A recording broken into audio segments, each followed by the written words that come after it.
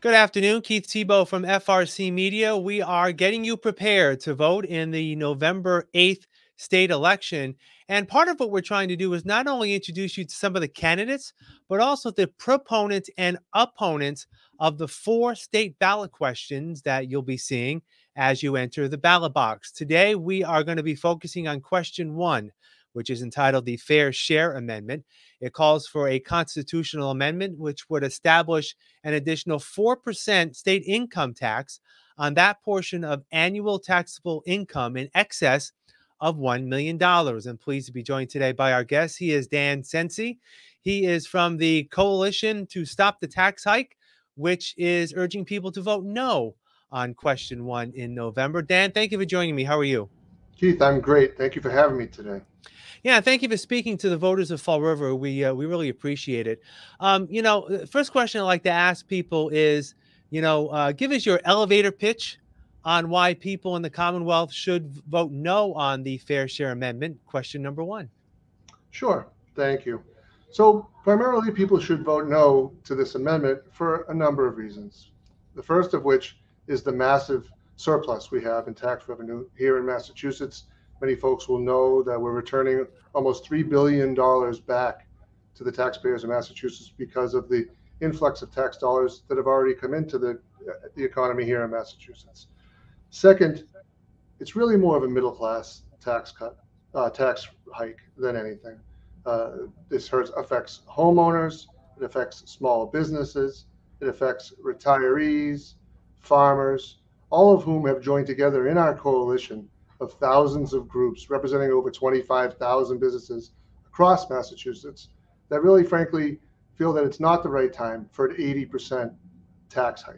It doesn't take very much for a home these days to raise into these levels. Folks have been in their nest egg for 30, 40, 50 years. They purchased it quite some time ago and are ready to sell that or sell a family farm and to have all of those proceeds fund their retirements or fund gifts to their children or friends in their family. And at this time, it really isn't the right time to increase their taxes by 80%. As I look at some of the initiatives on your website, and we'll link to the website online when we post this interview online, so people can find out for themselves some of the specifics on why people should vote number two. I have a couple of questions. You mentioned about the surplus. Obviously, the state has received billions of extra dollars in tax revenue, over the past fiscal years. Is the argument to be made that, listen, if they want to use some of this money for transportation, education, that they should use the extra money that they're already getting coming in? Yeah, there's a lot to unpack actually there, but yeah, the gist of it is, if folks would like more spending in those areas, they should advocate to the legislature and their legislators to spend more, because ultimately that's where the spending comes from. One big misnomer to this tax hike amendment is that it will increase spending in education and transportation, and that is not true. There is a major part of our Constitution that limits subject to appropriation relative to any funds raised. So, yes, if funds are raised through this tax hike, it will go towards transportation and education, but no, it will not increase it. And any of the increased monies that come in will be subject to the appropriation of the legislature, and politicians can spend it any way they see fit. A lot of times, and when I speak to proponents and opponents of ballot questions like this, I look at some of the statements that are made, and the question that comes up to my mind is the question is, and I'm putting my air quotes up, how do you know? Like you just mentioned that the state legislature can possibly use this for other items other than transportation, education. But again, how do you really know that until something is done in the legislature to prove that point?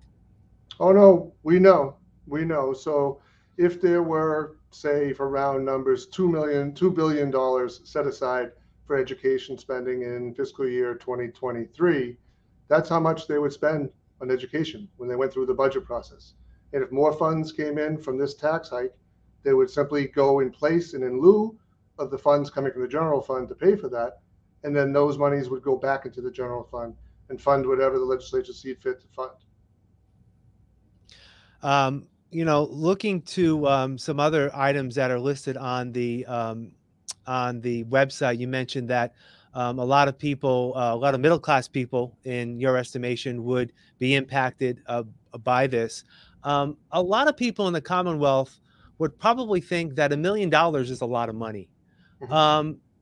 A lot of people that you mentioned as middle class tend to be maybe the upper level of that middle class. I guess my question is, how difficult of a pitch will be this to the general voter who makes nowhere near $1 million to say, yeah, this is a good idea? Because for a lot of people, $1 million is a lot of money. $1 million is a lot of money, Keith. But I'll tell you what, half the people impacted by this each year, it'll be the only time that it impacts them in their life. 77% of the people impacted by it each year, it'll only happen to them twice. You tell a farmer out from Greenfield who has some excess land that sells it off to either pay for college, pay for their retirement, fund something within their family, that one time that they sell some excess land, that they're millionaires, I think they'd probably dispute it with you. Is there also a concern that this is going to be actually embedded in the state constitution, which means it's an amendment to that constitution, and the only way to reverse that is through another amendment process, which in this process, it's taken quite a lot of time to do, right? Is that a concern as well? And how I would mean, you address that? yeah, I won't tell people what to be concerned with, but I think it's an Right. absolutely huge concern. It takes 4 years. It takes 2 constitutional conventions. We're trying to mess with the Constitution that John Adams himself wrote and has seen fit and works for us for over 250 years. So it's doing pretty well to this point. There's also been 5 other efforts in the last 40 years to attempt to graduate the income tax in one way, shape, or form. And all 5 times the voters of Massachusetts have voted no on those and turned them down by over 2 to 1. And we see no reason why that isn't going to be the case this year. In terms of getting back to, you mentioned people may be selling their homes that may be worth $1 million or more, and there are quite a few out there. There's no doubt about that. And you mentioned small businesses. Would the impact to them? Let's say I sell my home and I sell it for $1.2 million. Mhm. The $200,000 above the 1 million could be taxed at that 9% rate, right? The 5 Yep. and the 4%. Yep. Would that be only a one-time hit on me as compared to some businesses that would make millions of dollars a year every year? Well, Keith, share with us what your W-2 is, and I can actually do the math. Because the problem is that it's all of the income you earn in any given year. So if you have a household with 2 working folks within it that earn anywhere, be it what it may, 50,000, 100,000, 200, 300, all of that then gets put on top of whatever the earnings are that year for the home, for the selling of the business, for the selling of the farm. So it's all taxed at regular revenue, and it's all taxed at 9%, which is 80% higher than where we're taxing now. So it's not that simple. And I don't think that 2 working teachers that each are making $130,000 a year or something to that effect, that then sell a piece of property or sell something like that, get taxed at it, they won't consider themselves millionaires. And they won't be at the end of this sale either. Yeah. Another argument that's on the website, you talk about removing the constitutional taxpayer protection, where it currently states, I believe, in the Constitution that taxpayers will be assessed the same at 5%. Talk a little bit about that as well. For some people who may be confused about that. Well, yeah, I mean, that's where we go back to John Adams and the actual Constitution that we have here in Massachusetts, which the Constitution of the United States was crafted as a template from. It's worked to this point. Those who make more money pay more in taxes. That is the fairness that exists. So the idea that it's not fair is actually a little befuddling to me. It couldn't be truer that the more money you make on a flat tax, the more percentage that you pay. Yeah. Another item that's in conjunction with this, you mentioned, I'm actually quoting from the website that says, quote, if voters remove this taxpayer protection, meaning the 5%, which is in the Constitution now, Yep. A dangerous precedent will be set, and the door will be wide open for politicians to create additional tax brackets and higher tax rates, eventually targeting middle class workers and families. That goes back to my question before: is how do you know that this would happen? Well, it gives the possibility for it to happen, and you don't know that it's not going to happen. Once where you live in a graduated income tax, we see this at the federal level. Once you live in a graduated income tax environment, it becomes much easier to then add different tranches to that environment. And we've seen it happen in other states. We've seen it happen at the federal level. There's no reason to believe it wouldn't happen here. Yeah. As we move forward, one of the things, let me just ask you this. I don't know what the coalition stance is on income tax increases in general, because we're obviously focusing on this one ballot initiative. But do you think it would have been a fairer process if the legislature were looking to increase taxes in some way, to just do it through legislation, if they could? Obviously, you've got the Constitution. Yeah, my friend, I'm not going to deal in theoreticals that undo our Sure. Constitution or our legislative process. So you could have someone else pontificate about that. We're here to stop this tax hike amendment. We wouldn't even be a coalition were it to not exist. But we formed an opposition to it. We believe it's wildly unfair to the middle class and to those people who own small businesses, who try to sell homes, who own farms, who try to sell excess property, who are running small businesses and trying to invest back in those small businesses. What people don't realize is the lion's share of small businesses here in Massachusetts are what's called LLCs, limited liability corporations, or small S corporations. And what happens with those is they're offered the corporate veil, but the income taxes fall back all the way down to the owner, 100%. So each and every year, when they do their taxes, and corporations do their taxes in March, and they don't finish their books from December until January, February. So they would probably have 15 days to figure out all the investment they were going to do for the entire year or pay taxes on that money. And it's just not fair. It's not a way to inspire better salaries for their employees, bonuses, investments in technology, growth, and potential to have their business grow throughout the state. A lot of times when people getting ready to vote on some of these issues, they like to not only try to get as much information about the nuts and bolts on why, the proponents want you to vote yes and the opponents to vote no, Sure. but they also want to know who may be supporting this initiative in terms of individuals or people that you're working with.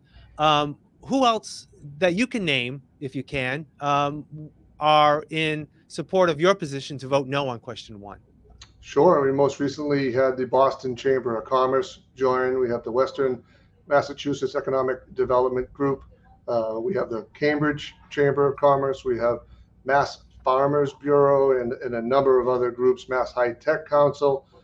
We have over 1,000 members in our coalition representing 25,000 businesses across the Commonwealth. We have a level of diversity in geography, in gender, in size of business. We have very large businesses that are part of our coalition, as well as small businesses. It's not often that you get groups with that dichotomy across themselves to agree on one thing, but they all do. And they should vote no on question one. Yeah. As we wrap up, I want to give you the opportunity to speak to the voters of Fall River about, again, why they should vote no on question one, and where can they find more information to make an informed choice? Absolutely. So to the voters of Fall River, many of you, I know I've been in that community for quite some time and done quite a bit of work down there. They tend to be hardworking and blue collar members that just want to go out there, run their businesses, work hard, and ensure that they pay their taxes and pay them on time, but don't pay them unfairly. I would tell them that this is a middle class tax hike. We have lobstermen, we have fishermen who are in our coalition. You'll see them all in our ads. Many of the folks in the Fall River area have worked in shipping and worked in fishing, and they know what it's like to own a small business and to have to hire people and to invest in their own. And then many of them in that area have also seen their housing that maybe they bought 20, 30, 40 years ago be worth a considerable amount of money more now, and they're ready to retire. 95% of all residents in Massachusetts, their greatest asset is their home, and that's no different in the South Coast as well. So I would offer that and ask them to vote no on question one. All right. And the website where people can find out more information? Vote no on question1.com. All right. Dan Sensi, who represents the Coalition to Stop the Tax Hike Amendment, which is the Fair Share Amendment, question 1, urging voters to vote no. Thank you for your time. I really appreciate it. And thank you for speaking to the people of Fall River. Take care. Keith, thank you so much. I really appreciate your time today and the ability to talk to those voters. All right. You're welcome. And thank you for joining us here at FRC Media. I'm Keith Tebow. Please make a point to vote on November 8th.